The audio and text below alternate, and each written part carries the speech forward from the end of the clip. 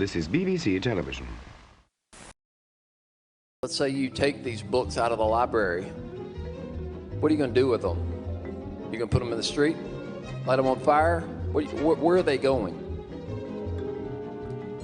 Representative Sexton. I don't have a clue, but I would burn them. You're actually going to burn the library book? Well, no, but they're not getting it back. That's the one about coming in a bottle and drinking it and, you know, masturbation and this and also about saving someone who's trying to commit suicide and how it's important. And he was yeah, a Boy Scout. well, they can do that He was without, a Boy Scout but and an they altar can do that boy. without the sex. He was a Boy Scout and Why an do the altar kids boy. need to be represented like You're that? picking one page. Yeah, well, funny you call us when you... Take your 15 minutes of fame. Okay, honey, white Nazi, remember? We helped you, Jane. I do not want my children to learn about anal sex in middle school. I've never had anal sex. I don't want to have anal sex. I don't want my kids having anal sex.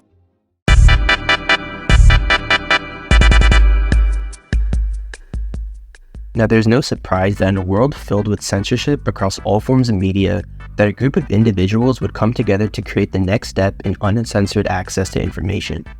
Now, what if I told you that you could get access to any book in the world in just 30 seconds? Unless you have the IQ of an unborn fetus, you should be able to walk away from this video and not have to pay for a single textbook moving forward. What's great about these websites is that you don't even have to have a separate device or software like Torr to run them. This is great because now you won't get constantly redirected to buy Turkish weed and fake passports every 10 seconds. This uncensored access to media is only supported by shadow libraries. Before I go over how to use them, give me a minute to talk about what they are. Shadow libraries are a collection of online databases that give access to millions of books, text, documents, and research papers that would otherwise be banned, censored, or put behind a paywall. Most of these databases are formed through methods of piracy and illegal copywriting. The controversy around shadow libraries has even resulted in a legal battle between library moderators and the government. One of the head librarians of Z Library, a popular shadow library, was arrested and brought before the federal court for criminal copyright infringement, wire fraud, and even money laundering. This was after the FBI seized several websites associated with Z Library, which only resulted in multiple mirror sites to continue enabling user access to more than 11 million books and over 80 million articles. Luckily for common users like you and me, there's literally zero risk involved with using these databases. In fact, millions of people use these websites daily, and they're constantly adding new content each day. The benefit of shadow libraries is that it has many uses. Whether you're a teacher who is trying to provide free references or resources for your students, a high school or college student who is fed up with spending hundreds of dollars on course textbooks, or maybe now you can get that $70 AP or SAT prep book that you always wanted. Or maybe you're just a casual person roaming across the internet looking to learn something. Shadow libraries provide the opportunity to access millions of books for free.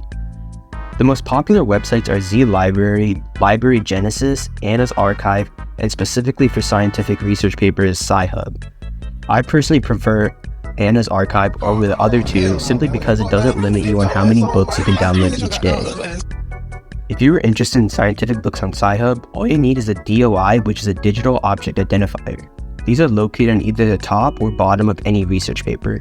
Simply copy and paste the DOI into Sci-Hub and you now have your paper.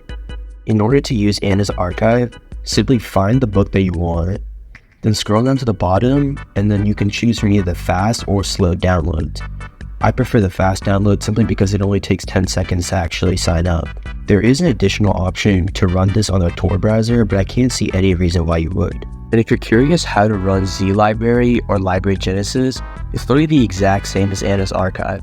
Simply just find the book that you're looking for, and there should be an option somewhere on the screen in order to download it.